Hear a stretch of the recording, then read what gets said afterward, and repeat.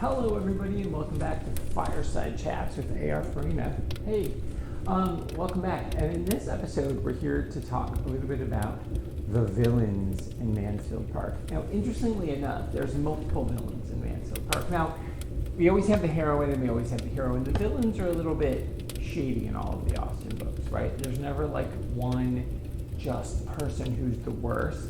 Although I guess everybody can determine I hate this person more than the other person, or Jane is commenting on how this person is bad. And in Mansfield Park, and again because we see Fanny's whole life, we've got a bunch of different villains. So right from the start, there's her parents, her dad in particular, who's not really in the book, but he is the catalyst for everything that happens because he's drunk, he can't keep his life together, and so he sort of ruins the family, which is the impetus for Fanny being sent away. And then there's her aunt, Norris, she's like conniving. She says things and then backtracks all the time. So she says like, oh, we should totally reach out and help this young girl, help our niece, and let's bring her here. So she convinces her sister, who's a bit of a dupe in the original book, Lady Bertram. She's like, almost like she's stoned on laudanum the whole time. She's hysterical. I don't think she's a villain, so that's why we're not going to talk more about her in this video. But Reverend Norris, that's in my book actually, I made her the Reverend Norris. Mrs. Norris, who's married to the Reverend Norris, she uses that piety, and again, we'll talk a little bit more in a future episode about the religion of Austen, but so because she's married to a reverend, she feels it makes her pious, right? She's not rich, her sister has married well, her sister's rich. She sort of just is a hanger-on, like her husband is the minister for Mansfield, and then he's passed away, so now they need to bring in a new minister, and bring in those people, and more on that with the next villain in just a second.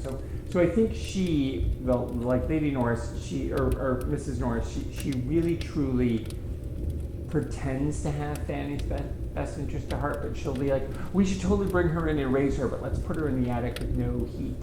Seriously, she says that because we don't want her to think that she's better than Mariah and Julia, which are the kids, which are her other nieces, and she totally treats them differently. And so she has this what makes her a villain is that she has this duplicitous nature, and Jane Austen is always dealing with the duplicity. And the other characters who are completely duplicitous are other two villains. Well, really, I guess three.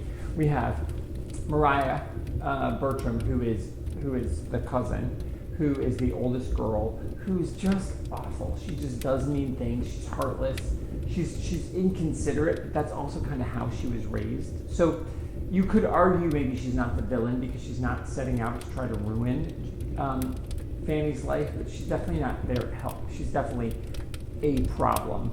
Then you have Mary Crawford, who is the part of the love triangle where she's sort of in love with Edmund, because Edmund's catch, because he's super nice and super cool. And she thinks, though, she's trying to push Edmund to push his older brother out and claim the inheritance. And Edmund's like, I'm the second son. My brother Thomas is the guy, right? It's his money. And she's like, yeah, but he's kind of a loser. And to be fair, he is a bit of a loser. But that isn't how it works, because Edmund's a good guy. So she keeps pushing him to do bad things that, of course, are outside of his. But in that, by doing that, she's also trying to push Edmund away from Fanny. So Fanny's doing these good things, and Mary is there just trying to push and push. And then there's her brother Henry Crawford, who is a card, right? He is there. He's totally like he is a rake, really, is what he is. And he's there, and he is totally smitten with Mariah, and Mariah is totally smitten with him. But she's already betrothed to Rushford. She's got all this other stuff going on.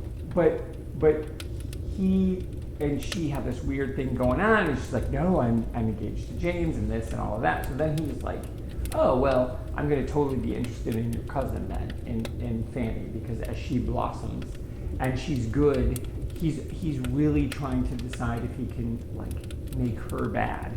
He like totally tries to make her love him because that would be her downfall. So it's almost as though he's setting himself out to make her miserable, make her worse, like to bring her down to his level.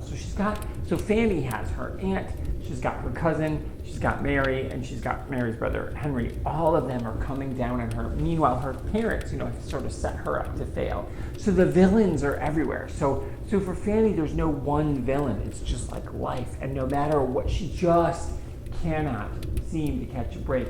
Even people are sort of nice to her. Even when Edmund, there's lots of great moments between them, but then even he doesn't turn on her, but he does things to hurt her because her heart is so big and her heart is so good. And so it's like all these villains are there to just try to stomp on her. It's as though we just can't have good. And that is the commentary that Jane is having, right? These villains, there can't just be one villain because Fanny is so good, she's so pure, she's so amazing that all of the villains have to attack her purity, they have to attack her mental fortitude, they have to attack her heart, they have to attack her soul. Because you can't just have one villain. It can't just be like, oh, you're out for my affections against the boy. Oh, it's out for my affections against the family. Oh, you're trying to tempt me with money. All of those things happen. And so these villains, so she really, what makes Mansfield Park so cool, and again, what I think misunderstood is that you have this raft of villains coming at her from every angle, and she just perseveres, and she's so great.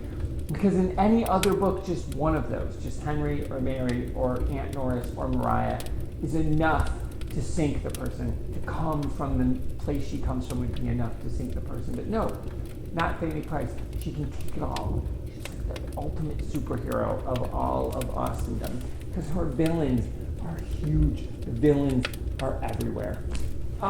It's such a great book, and so hope you go read it. Listen, you decide for yourself. If you've read Mansfield Park, let me know what you think. How crazy am I? You're like, no, this is the villain. You totally missed this point. Here to talk about that. Anyway, tune in next time. We'll talk more about Mansfield Park. Thanks for joining me on Fireside Chats.